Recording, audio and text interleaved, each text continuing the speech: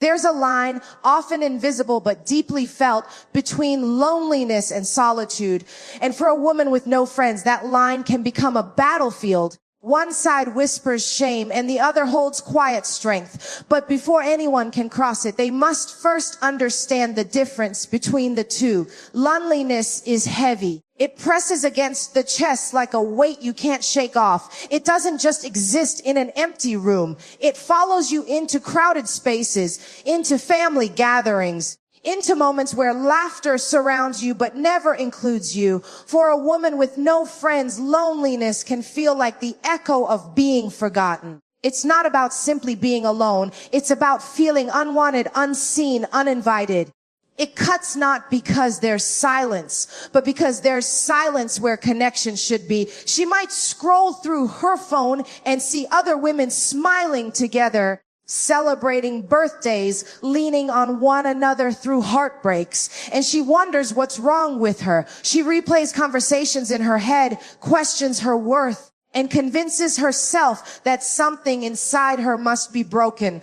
That's loneliness. It isolates. It convinces you that your value is tied to someone else choosing you. Solitude is a decision. It's presence within absence. It's when a woman turns down the noise of the world, not because no one's calling, but because she chooses to listen to her own voice. Solitude is not born from rejection, but from reflection. It's the place where she sits with her own thoughts, not to punish herself, but to understand herself. It's where she starts to rebuild. Solitude doesn't sting like loneliness. It steadies, it sharpens, it gives her back her time, her mind, her boundaries. In solitude, she doesn't question if she matters. She reclaims that answer for herself. She learns that her peace is not dependent on how many people text her or how many plans she has for the weekend. She starts to enjoy her own company, and in that quiet, she meets herself again. The shift from loneliness to solitude isn't instant. It takes time. It takes emotional honesty. It takes staring down the hurt of being left out and deciding not to let it define her. It takes letting go of the need for approval, the hunger to be liked, the pain of not being chosen. She has to feel every part of that before she can rise into solitude. And rising isn't always graceful. Some days it's messy. Some days it hurts more before it heals. But there's a power that comes when she stops seeing her emptiness as a problem and starts seeing it as space. Space to breathe, space to grow, space to fill with truth instead of noise. Because in solitude, she doesn't just find peace. She finds herself. She doesn't just learn how to be alone. She learns that she is enough even when no one else is around to remind her. She wakes up every morning and puts herself together like armor. The clothes, the smile, the carefully chosen words. From the outside, she looks fine, composed, capable, even strong. But inside, she's carrying more than anyone sees. Because her pain doesn't scream, it whispers. And that's what makes it so hard to notice. Silent struggles are the kind that don't get talked about in group chats or over coffee with friends. Not because they aren't real, but because there's no one there to talk to. A woman with no friends often becomes her own therapist, her own cheerleader, her own crisis hotline. She breaks down quietly, behind bathroom doors, in parked cars, under the covers late at night when the world goes still. There are no shoulders to lean on, no one asking, "Are you okay?" Not because they don't care, but because they don't even know what she's carrying. Some people wear their pain loudly. She doesn't. She's mastered the art of masking. She knows how to keep her voice steady when her heart is shaking. She knows how to show up, to smile, to say all the right things while a war is happening inside her. And the hardest part, no one sees it. There's no applause for surviving the day when the battle is invisible. No comfort for tears no one knows she cries. She struggles with things people wouldn't expect. The ache of not having someone to call when she gets good news. The hesitation before she tries something new because there's no one to support her if she falls. The fear of getting sick, not just because of the illness, but because she'd have to face it alone. It's the loneliness of celebration and the loneliness of suffering The silence that follows every, I wish I had someone. And then there's the shame, the quiet belief that her loneliness must be her fault. That if she were better, prettier, funnier, more interesting, someone would have stayed. That somehow she caused her isolation. She replays past friendships, wondering what she did wrong, even when she gave everything. That's the cruelty of silent struggles. They don't just hurt, they accuse. They don't just isolate, they lie. They make her believe she's not just alone, she's unworthy. But still she moves, she works, she helps others. She shows up for people who wouldn't notice if she disappeared. She carries her own emotional weight and sometimes even carries the weight of others just to feel connected. She has dreams, but no one to speak them aloud to. She has pain, but no one to share it with. Her life happens in silence, not because she wants it that way, but because it's become the only way she knows. And so she adapts. She learns to nod and smile when someone says, "You're so strong," unaware that strength wasn't a choice. It was a necessity. She's learned how to hold it all together because breaking down in front of no one is lonelier than holding it in. Before the silence, there was noise, laughter that felt real, conversations that felt safe, people who seemed like they'd stay. But that was before the judgment. Before the rejection, before she realized that even good intentions don't always lead to lasting connections. Judgment doesn't always come with loud words or direct insults. Sometimes it shows up in the quiet pauses, the side glances, the subtle shift in tone when someone finds out who she really is or who they think she is. A single mistake, a misunderstood sentence, or even just showing too much of herself can trigger the exit. Suddenly, people pull away and she's left standing there, wondering what she did wrong. Again, for a woman with no friends, this isn't just about people walking away. It's about the emotional aftermath. It's the internal replay of conversations, the self-doubt that creeps in, the fear of showing too much next time.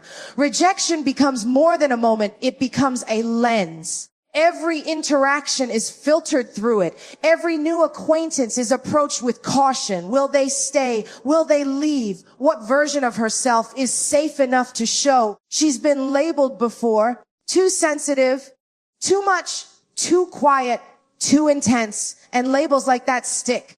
They shape how others see her and eventually how she sees herself. She begins to silence parts of who she is, not because they're wrong, but because they've been judged so many times. It feels safer to hide them. And it's not always strangers. Sometimes the deepest cuts come from people she trusted. Friends she shared secrets with, family who dismissed her pain. Rejection that comes from those who once embraced her feels like betrayal wearing a familiar face.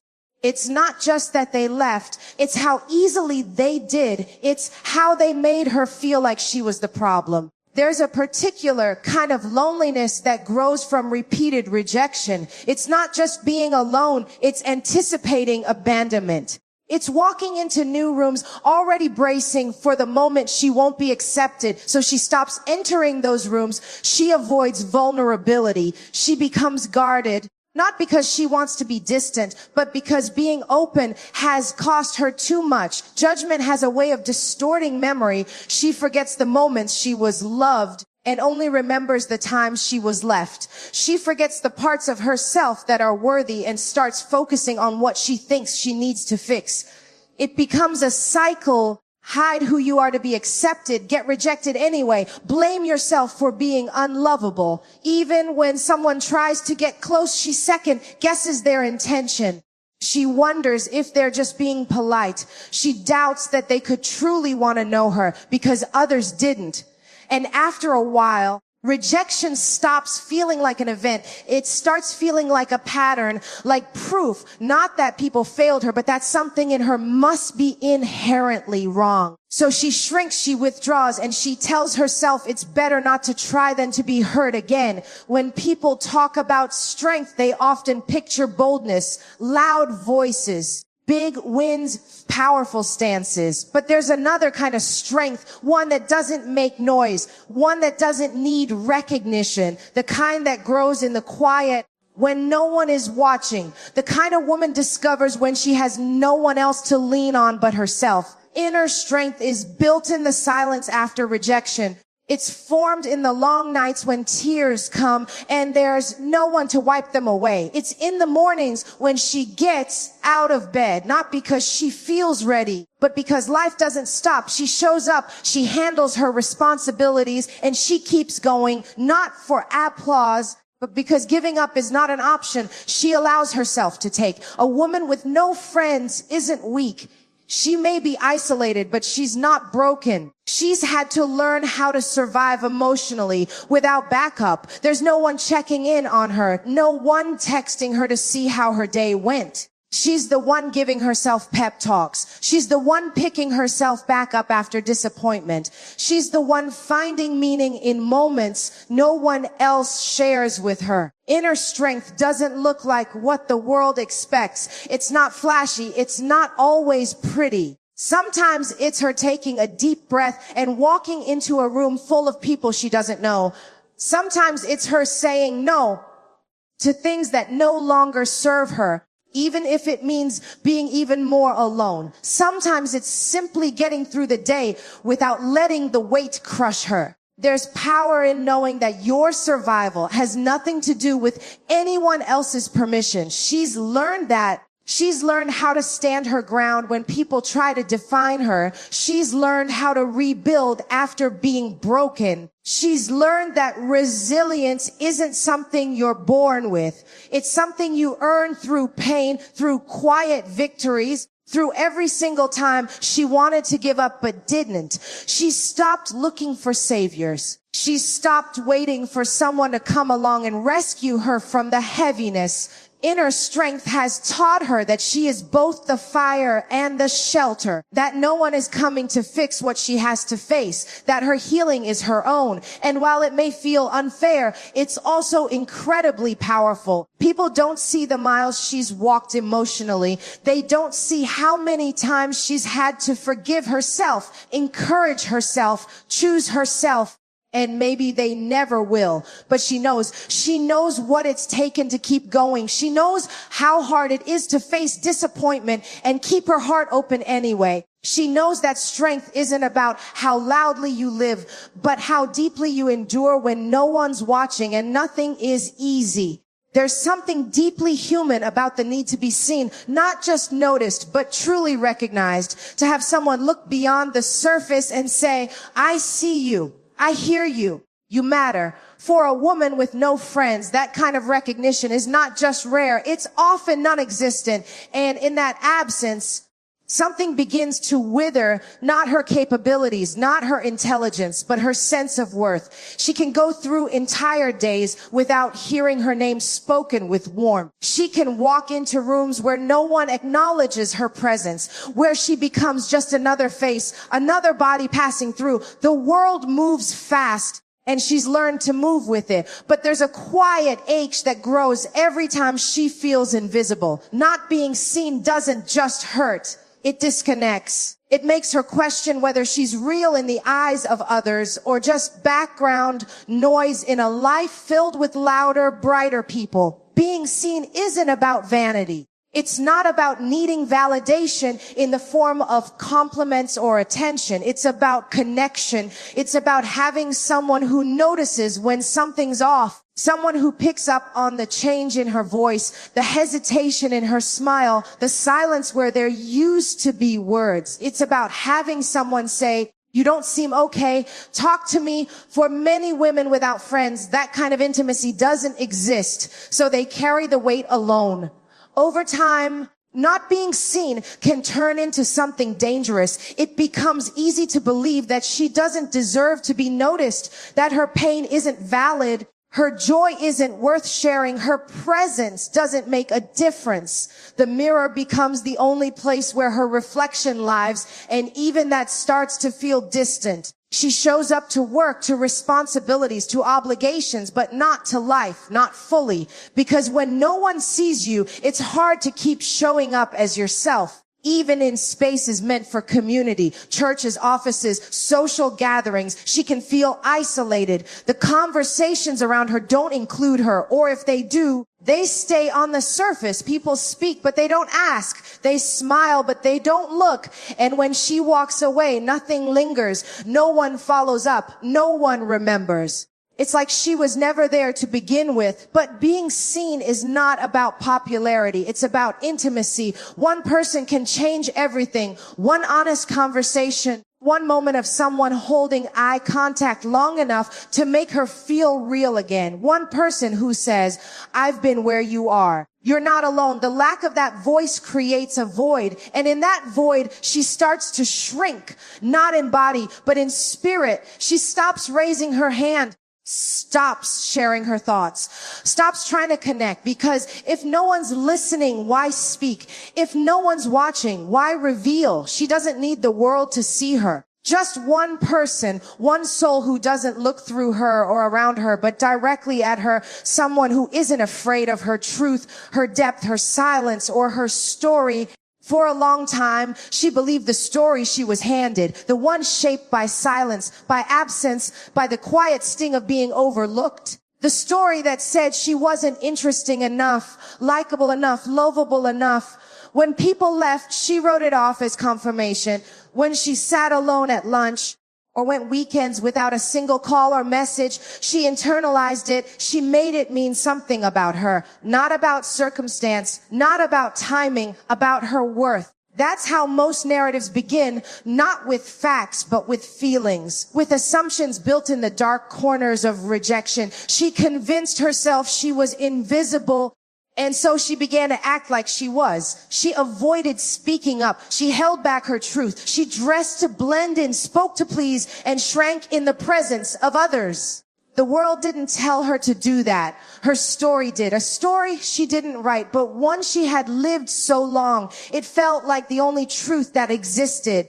But there comes a point, sometimes quietly, sometimes through the force of pain, when a woman begins to question the script. She starts to separate what actually happened from what she made it mean. Maybe they left, but that doesn't mean she's unworthy. Maybe no one checked on her, but that doesn't mean she's forgettable. Maybe she's been alone, but that doesn't mean she's broken. Slowly, she realizes the story isn't final. It's just familiar, and familiarity isn't truth. Rewriting the narrative doesn't require a sudden transformation. It begins in fragments. In the moment she chooses to show up to the gathering, even if she feels out of place. In the moment she speaks her opinion, even if her voice shakes. In the moment she walks past the mirror and doesn't flinch at her own reflection. She starts to choose different meanings, different words.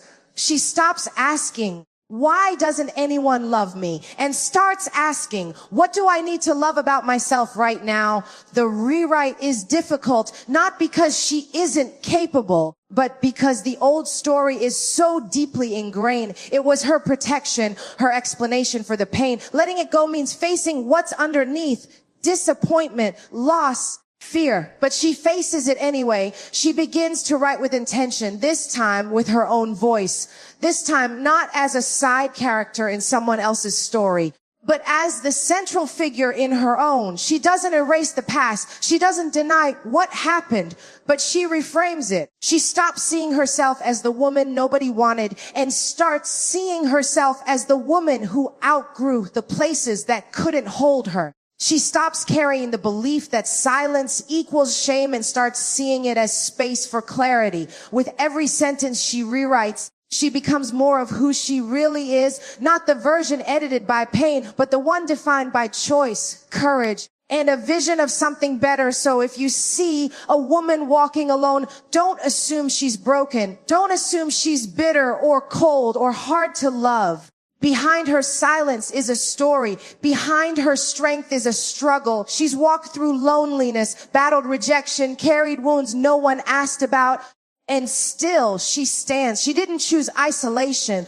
but she chose not to be destroyed by it. Yes, she has no friends, but she has something even more powerful. She has herself. She's learned to be her own peace in the chaos, her own comfort in the pain, her own voice in the silence. She's rewritten the story they tried to leave her with, and in doing so, she's become something unshakable. A woman like that doesn't need a crowd to be complete. She doesn't need applause to know her worth, because the truth is, some of the strongest women you'll ever meet are the ones who stood alone and never stopped rising.